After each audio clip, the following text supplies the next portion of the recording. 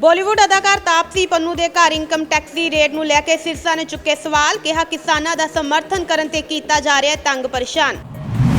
तेल ਦੀਆਂ ਵਧ ਰਹੀਆਂ ਕੀਮਤਾਂ ਨੂੰ ਲੈ ਕੇ ਅੱਜ ਚੰਡੀਗੜ੍ਹ ਦੇ ਵਿੱਚ ਭਾਜਪਾ ਦੇ ਚੋਣ ਨਿਸ਼ਾਨ ਕਮਲ ਨੂੰ ਉਲਟਾ ਲਟਕਾ ਕੀਤਾ ਵਿਰੋਧ ਅਤੇ ਬੀਜੇਪੀ ਦੇ ਨੇਤਾ ਤਰੁਣ ਚੁਗ ਨੇ ਕਟਰਾ ਪਹੁੰਚ ਕਾਰਜਕਾਰੀ ਮੈਂਬਰਾਂ ਨਾਲ ਕੀਤੀ ਖਾਸ ਬੈਠਕ। ਸਰਦੂਲ ਸਿਕੰਦਰ ਦੀ ਅੰਤਿਮ ਅਰਦਾਸ ਤੇ ਪੁੱਜੇ ਕਲਾਕਾਰ ਨਮ ਅੱਖਾਂ ਨਾਲ ਦਿੱਤੀ ਸ਼ਰਧਾਂਜਲੀ। सत श्री अकाल, दैनिक सवेरा विच तुहाडा स्वागत है। न्यूज़ रूम तो मैं भावना ते खबरों की शुरुआत करते इस खबर तो। बॉलीवुड अदाकार तापसी पन्नू के घर इनकम टैक्स की रेड नूं लैके सिरसा ने सवाल चुके ने। सिरसा ने कहा कि हुण रुझान बन गया है कि जो भी किसान अंदोलन के हक विच बोलता है कदे उसके घर CBI पहुँच जाती है, कदे दिल्ली पुलिस, कदे ED ते कदे इनकम टैक्स ते हुण अदाकार तापसी पन्नू नूं भी किसानां दे हक विच बोलण दी सज़ा दित्ती जा रही है। बॉलीवुड अभिनेत्री तापसी पन्नू ਨੂੰ ਇਨਕਮ ਟੈਕਸ ਵਿਭਾਗ ਵੱਲੋਂ ਤੰਗ ਪਰੇਸ਼ਾਨ ਕੀਤੇ ਜਾਣ ਤੇ ਦਿੱਲੀ ਸਿੱਖ ਗੁਰਦੁਆਰਾ ਮੈਨੇਜਮੈਂਟ ਕਮੇਟੀ ਦੇ ਪ੍ਰਧਾਨ ਮਨਜਿੰਦਰ ਸਿੰਘ ਸਿਰਸਾ ਨੇ ਟਵੀਟ ਕਰਦਿਆਂ ਇਨਕਮ ਟੈਕਸ ਵਿਭਾਗ ਰਾਹੀਂ ਤੰਗ ਪਰੇਸ਼ਾਨ ਕੀਤੇ ਜਾਣ ਦੀ ਨਿਖੇਧੀ ਕੀਤੀ ਹੈ। ਸਿਰਸਾ ਨੇ ਕਿਹਾ ਕਿ ਦੇਸ਼ ਵਿੱਚ ਇਹ ਹੁਣ ਰੁਝਾਨ ਬਣ ਗਿਆ ਹੈ ਕਿ ਜੋ ਵੀ ਕਿਸਾਨ ਅੰਦੋਲਨ ਦੇ ਹੱਕ ਵਿੱਚ ਬੋਲਦਾ ਹੈ ਕਦੇ ਉਸ ਦੇ ਘਰ CBI ਪਹੁੰਚ ਜਾਂਦੀ ਹੈ ਤੇ ਕਦੇ ਦਿੱਲੀ ਪੁਲਿਸ, ਕਦੇ ED ਤੇ ਕਦੇ ਇਨਕਮ ਟੈਕਸ ਤੇ ਹੁਣ ਐਕਟਰੈਸ ਤਾਪਸੀ ਪੰਨੂ ਨੂੰ ਕਿਸਾਨਾਂ ਦੇ ਹੱਕ ਵਿੱਚ ਬੋਲਣ ਤੇ ਤੰਗ ਪਰੇਸ਼ਾਨ ਕੀਤਾ ਜਾ ਰਿਹਾ ਹੈ। ਦੂਜੇ ਪਾਸੇ ਕੰਗਨਾ ਰਣੌਤ ਵਰਗੀ ਹੀਰੋਇਨ ਜਿਹੜੀ ਕਿ ਕਿਸਾਨਾਂ ਨੂੰ ਅੱਤਵਾਦੀ ਕਹਿੰਦੀ ਹੈ, ਕਿਸਾਨ ਮਹਿਲਾਵਾਂ ਨੂੰ ਅਨਾਪ ਸ਼ਨਾਪ ਬੋਲਦੀ ਹੈ, ਉਸ ਨੂੰ Z ਸਿਕਿਉਰਿਟੀ ਦਿੱਤੀ ਜਾਂਦੀ ਹੈ।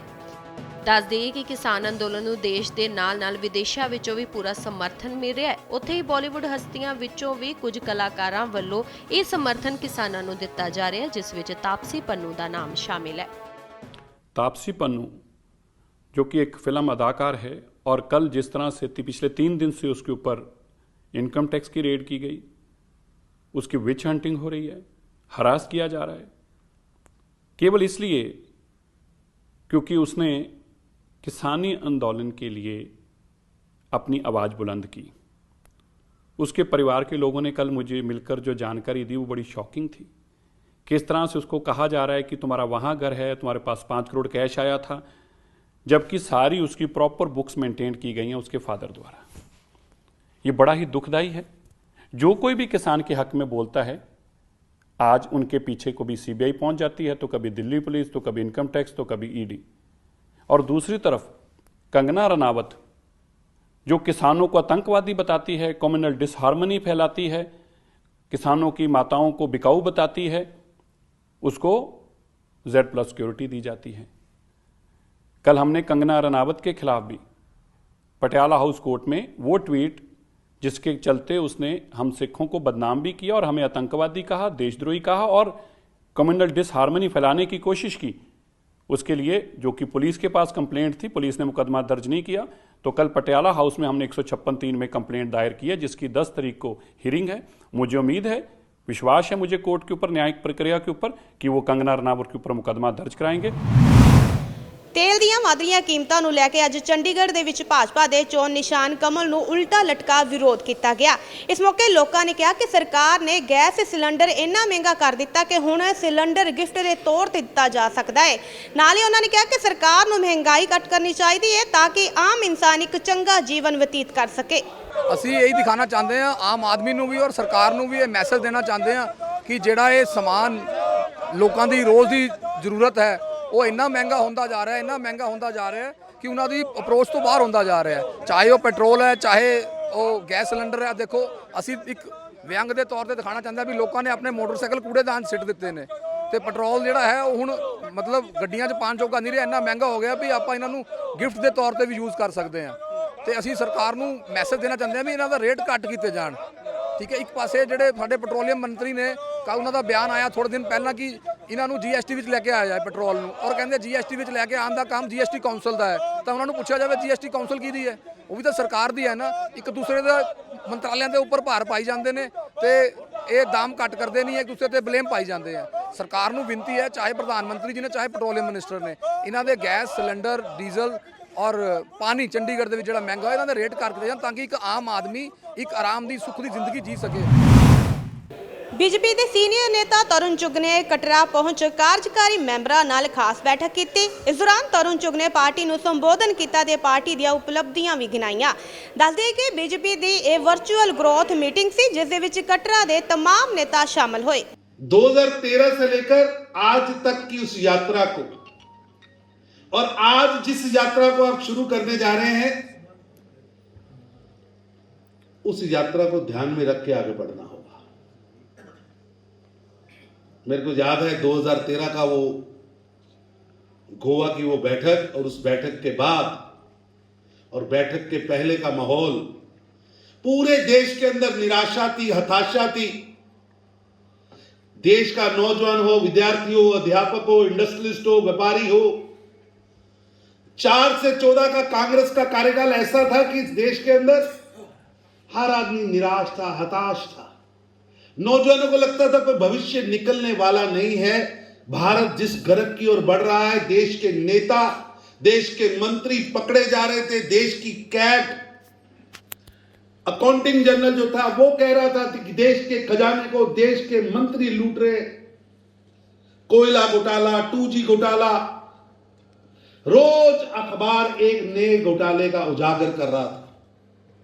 देश की सरकार यानी करप्शन में लिप्त, देश की सरकार यानी दिशाहीन, देश की अर्थव्यवस्था यानी लड़खड़ाती हुई अर्थव्यवस्था, और भारत का चित्र पूरे विश्व के अंदर भ्रष्ट राष्ट्र के रूप में खड़ा था।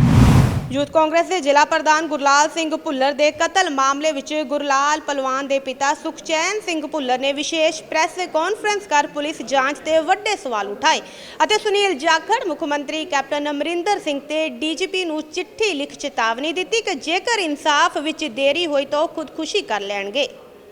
ਬੀਤੇ ਦਿਨੀ ਫਰੀਦਕੋਟ ਵਿੱਚ ਹੋਏ ਯੂਥ ਕਾਂਗਰਸ ਦੇ ਜ਼ਿਲ੍ਹਾ ਪ੍ਰਧਾਨ ਗੁਰਲਾਲ ਸਿੰਘ ਭੁੱਲਰ ਦੇ ਕਤਲ ਮਾਮਲੇ ਵਿੱਚ ਅੱਜ ਗੁਰਲਾਲ ਪਹਿਲਵਾਨ ਦੇ ਪਿਤਾ ਸੁਖਚੈਨ ਸਿੰਘ ਭੁੱਲਰ ਨੇ ਵਿਸ਼ੇਸ਼ ਪ੍ਰੈਸ ਕਾਨਫਰੰਸ ਕੀਤੀ ਅਤੇ ਨਾਲ ਹੀ ਪੁਲਿਸ ਜਾਂਚ ਤੇ ਵੱਡੇ ਸਵਾਲ ਉਠਾਏ।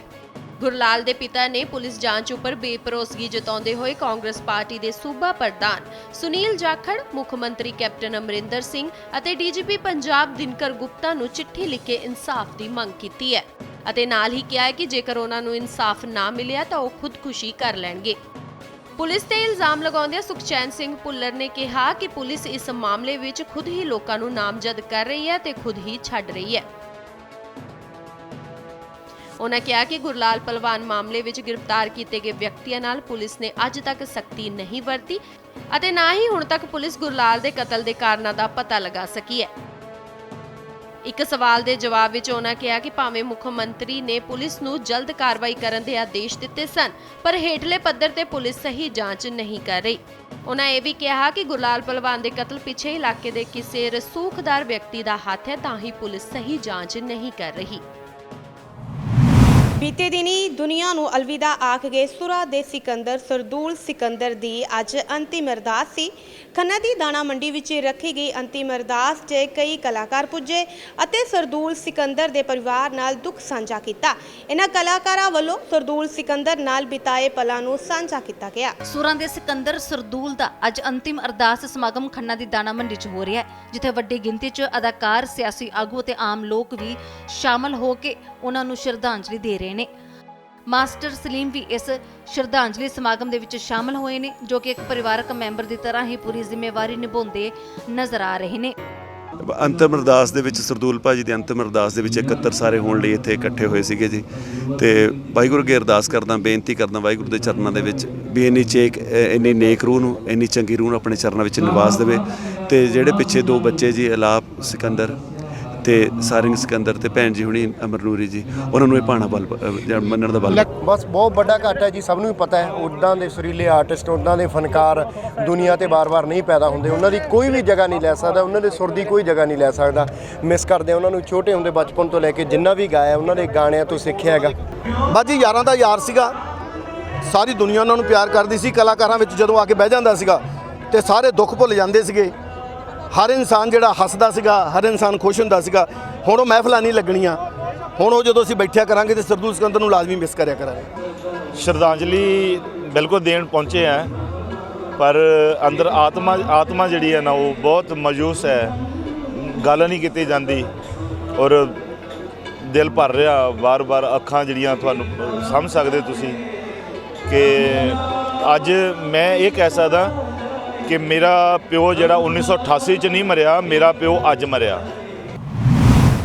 ਤੇ ਸੀ ਹੁਣ ਤੱਕ ਦੀਆਂ ਖਾਸ ਖਬਰਾਂ। ਵਧੇਰੇ ਜਾਣਕਾਰੀ ਲਈ ਜੁੜੇ ਰਹੋ ਦੈਨਿਕ ਸਵੇਰਾ ਦੇ ਨਾਲ। ਦੇਸ਼ ਦੁਨੀਆ ਦੀ ਹਰ ਵੱਡੀ ਖਬਰ ਦੇ ਲਈ ਹੁਣੇ ਡਾਊਨਲੋਡ ਕਰੋ number 1 news app Dainik Savera Times.